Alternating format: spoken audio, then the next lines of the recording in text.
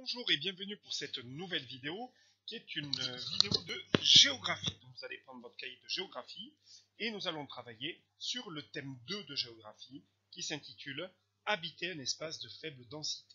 Rappelez-vous, le thème 1 de géographie a porté sur les grandes métropoles, les grandes villes, on avait comparé New York, Sao Paulo, et sur les villes de demain. Là on va travailler sur habiter un espace de faible densité, c'est-à-dire un espace peu peuplé. Alors, on va commencer par voir ce qu'est un espace à forte contrainte naturelle. Premier temps de la leçon, ça va être d'expliquer ce mot de vocabulaire. Donc, vous notez, habiter un espace à forte contrainte naturelle. Et on verra comment les hommes habitent-ils des espaces contraignants et comment s'y adaptent-ils. Et on va commencer par voir les hommes et les contraintes, comment les hommes vivent dans des espaces contraignants et qu'est-ce que c'est qu'un espace contraignant. Et on va commencer. Alors, en géographie, une contrainte est un élément naturel, comme le climat ou le relief par exemple, qui oppose des difficultés à l'installation de l'homme. C'est-à-dire une contrainte, c'est un lieu où l'homme a du mal, a des difficultés à habiter, à s'installer. J'ai bien dit des difficultés, ça ne veut pas dire impossibilité. Vous allez voir que les contraintes n'empêchent pas l'installation humaine, ça la limite, mais ça n'empêche pas. Donc voilà ce qu'est une contrainte. Et on va partir d'exemples et voir différentes contraintes. Qu'est-ce que c'est une contrainte naturelle en géographie avec différents exemples de contraintes.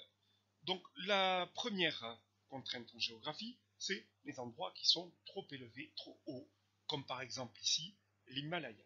Mais vous voyez tout de même sur cette photographie ici que la présence humaine n'est pas nulle.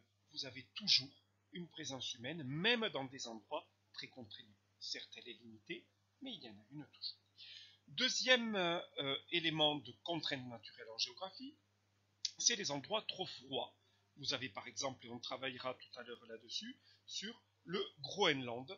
Le Groenland qui est un territoire qu'on placera sur la carte et qui montre que l'installation humaine est limitée. Je répète, elle n'est pas nulle, mais elle est limitée. Vous voyez qu'il y a tout de même des habitations, même dans un territoire très contraignant, trop froid. Autre élément d'explication de ce qu'est une contrainte en géographie, les endroits trop chauds, par exemple les endroits désertiques. Mais là aussi, vous voyez très bien que la présence humaine n'est pas nulle, elle est très limitée certes, mais toujours une présence humaine avec, notamment sur le Sahara, ce qu'on appelle des nomades qui traversent ce désert ici pour aller d'un point à un autre. Donc voilà les trois éléments, le trop haut, le trop froid, le trop chaud, qui sont des contraintes qui limitent l'installation humaine. Mais il y en a d'autres. Il y a d'autres éléments et lieux contraignants. Vous avez un type de contrainte. Vous avez par exemple les lieux trop humides. Ici, une photographie qui a été prise en Inde. On voit que pendant des périodes de l'année en Inde, des vents très forts apportent des pluies diluviennes, ce qu'on appelle des vents de la mousson. Malgré tout, l'installation humaine n'est pas limitée ou trop limitée ici par cette contrainte. Au contraire, les personnes habitent ces régions trop humides parce que c'est des ressources agricoles très importantes. La pluie apporte les ressources nécessaires pour arroser les champs, notamment les rizières en Asie.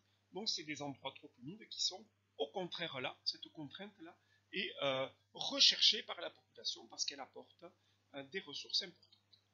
Mais vous le voyez, quelquefois cette contrainte de pluie est exceptionnelle et inonde totalement les rues de certaines villes d'Asie. Autre élément et autre exemple de contrainte, on a les endroits qui sont, on va le voir, trop luxuriants. Alors luxuriants, c'est-à-dire avec une très grande densité de végétation, une végétation extrêmement foisonnante ici.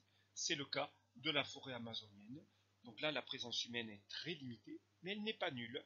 Vous avez des tribus amazoniennes qui vivent dans ces endroits ici, avec une forte végétation. Donc si on continue encore avec deux autres exemples, on a les endroits trop isolés, par exemple des îles ou des archipels, qu'on appelle des archipels, c'est-à-dire un groupe d'îles, mais qu'est-ce qu'on remarque? Voilà, des endroits extrêmement isolés. En plein milieu ici, on est dans l'océan Pacifique, très éloigné des côtes australiennes ou des côtes de Nouvelle-Zélande. C'est ces petites îles du Pacifique, un peu coupées du monde et très isolées. Eh bien, là, on a aussi une installation humaine limitée, mais qui n'est pas nulle. Et enfin, le dernier point de contrainte, élément de contrainte, c'est les endroits trop secs. Ici, vous avez une photographie prise dans le désert d'Arizona aux États-Unis qui montre des territoires extrêmement peu propices à l'agriculture. Mais tout de même, vous avez une installation humaine qui existe dans ces territoires. Donc ce que l'on va faire, parce que n'oubliez pas, on fait de la géographie, nous allons cartographier ces différents espaces à forte contrainte. Vous allez vous munir de la carte que je vous ai mise dans les documents joints et on va ensemble compléter la légende qui va nous permettre de localiser ces différents espaces contraignants, les trop froids, les trop chauds, les trop humides, etc. Donc commençons à compléter cette carte ici. Donc on va commencer par les déserts, les grands déserts ici. Donc vous avez à la fois des déserts chauds, mais aussi des déserts froids. Donc deux exemples ici, désert arabique et le désert de Gobi, un désert chaud, un désert froid. Et vous avez encore d'autres déserts chauds ou froids, le Kalahari ici qui est un désert chaud. Vous avez évidemment le Sahara. Vous avez ensuite les déserts australiens, puisqu'il y a une succession d'espaces désertiques en Australie. Et vous avez aussi des déserts froids comme l'Alaska, le Grand Nord canadien ici, le Groenland sera notre objet d'étude tout à l'heure, notre étude de cas. On verra que au Groenland, des hommes peuvent s'installer malgré les contraintes. Il y a de la vie qui existe au Groenland, on le verra. Et vous avez ensuite un autre grand désert froid qui est le désert de Sibérie. Et le plus grand, mais celui-là qui est extrêmement peu habité, donc il y a quand même une présence humaine, c'est l'Antarctique. Donc voilà cette série de déserts chauds et de déserts froids qui sont des espaces contraignants, le trop chaud, le trop froid, comme on avait vu sur le schéma. Si on continue dans ces localisations, qu'est-ce qu'on peut observer? On peut observer les espaces montagnards. Alors, on a quoi comme espace montagnard? On va les localiser. On a le Tibet, ici. Vous le voyez, je vous le montre avec le petit pointeur Tibet, ici, au sud de la Chine, entre la Chine et l'Inde. Vous avez ensuite comme espace montagnard, évidemment, la chaîne de l'Himalaya. Donc je vous la remontre ici pour ceux qui sont un petit peu perdus, cette chaîne himalayenne qui est ici. Vous avez encore un espace montagnard aux États-Unis, c'est ce qu'on appelle ici les montagnes rocheuses, donc vous allez le marquer les rocheuses. Vous avez ensuite en Amérique du Sud, ici, ce qu'on appelle la cordillère des Andes, parce que ça forme une véritable corde ici tout le long de l'Amérique du Sud, et notamment qui passe par la Bolivie et le Chili. Ici, cette cordillère des Andes en Amérique du Sud.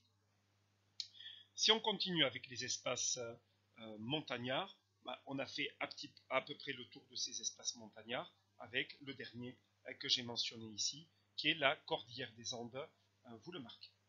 Et ensuite, on peut remarquer d'autres types d'espaces contraignants, comme par exemple les forêts denses, ce qu'on appelle trop luxuriantes, trop de végétation, avec la plus célèbre d'entre elles, vous en avez certainement entendu parler, la forêt amazonienne ici, l'Amazonie, la plus grande forêt au monde. Et vous en avez d'autres moins connues, peut-être que vous n'avez pas entendu parler, c'est la grande forêt équatoriale d'Afrique, avec la forêt du Congo notamment, qui est là aussi une très grande forêt dense qui est située à l'ouest de l'Afrique, dans le pays qu'on appelle le Congo.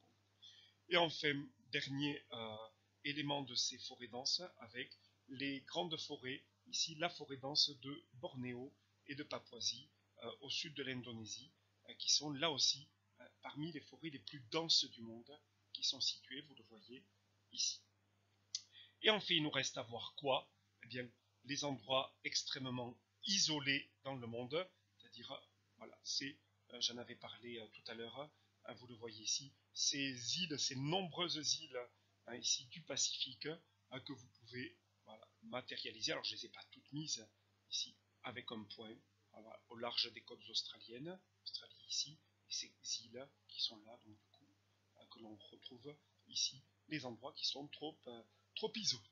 Donc voilà pour la construction de cette carte, vous vous appliquez pour bien mettre les différents éléments de légende et les localisations, marquez bien Alaska, Canadien, etc., pour bien localiser ces lieux.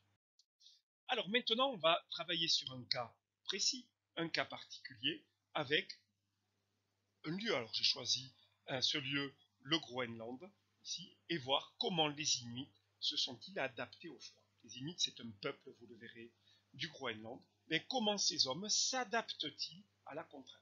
Comment ils font avec? C'est ça l'adaptation. Donc vous allez me compléter et me rendre cette fiche en ligne pour vendredi. Je ne donnerai pas de travail pendant les vacances, mais rendez-moi ça pour vendredi en ligne, ce travail ici avec des documents, des questions et un petit texte à rédiger à la fin. Rendez-moi ça en ligne pour vendredi. Le document sera dans la fiche document en bas de du cahier de texte. D'accord? Donc, une fois que ceci sera fait, on va pouvoir continuer à voir, en essayant de voir que l'installation et l'adaptation des hommes n'est pas toujours très simple. Quand on lit ce texte, qu'est-ce qu'on remarque? Que le réchauffement climatique modifie fortement le milieu de vie des hommes. On voit que dans ce texte, les Inuits, les habitants du Groenland, sont des populations de chasseurs, on vous le dit ici, des chasseurs. Eh bien, les animaux qu'ils chassent sont en train de fuir ces régions-là parce que le climat réchauffe et fait fondre les glaces. Vous l'avez dans la photographie ici, on a remarqué deux dates, en 1979 et en 2012. Vous voyez la glace qui était très présente ici, a fondu, et les animaux qui vivaient sur cette glace ont fui, sont partis, sont allés ailleurs, empêchant ainsi les Inuits, ce peuple du Groenland, de vivre des ressources. On vous dit quoi aussi? Eh bien que les habitations qui étaient construites sur ces îlots de glace, ces habitations ici sont amenées à disparaître puisque la glace fond, et du coup les habitations aussi sont en train de disparaître à cause du réchauffement climatique et de la fonte des glaces. Donc l'adaptation de l'homme à l'environnement est possible, mais de plus en plus avec le réchauffement climatique, on voit que cette adaptation devient extrêmement compliquée. On pourrait parler de l'exemple des habitants des îles et qui sont sujets, font face à la montée des eaux. Cette montée des eaux pourrait à terme faire disparaître certaines îles et du coup chasser des habitants qui seraient obligés de partir ailleurs pour vivre parce que leurs îles seraient totalement englouties sous la montée des eaux. Donc, on va pouvoir pour terminer noter ceci. Donc, les sociétés humaines qui vivent dans un cadre contraignant ont développé de grandes capacités d'adaptation avec une très grande connaissance du milieu dans lequel elles vivent, ces sociétés.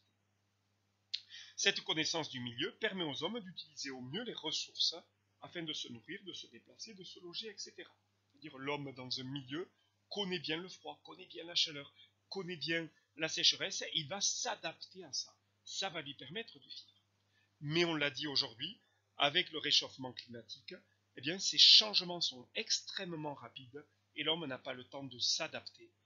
Je vous ai dit l'exemple des banquises, de la banquise qui fond et de la montée des eaux qui pousse certains peuples à partir de leur milieu de vie. Donc voilà cette trace écrite qui conclut cette première leçon sur l'adaptation des hommes aux contraintes. Donc je vous rappelle qu'il y a un travail à faire pour vendredi que vous me rendez en ligne. Je ne donnerai pas de travail pendant les vacances, je le dis, mais rendez-moi bien ce travail. Bonne semaine, au revoir.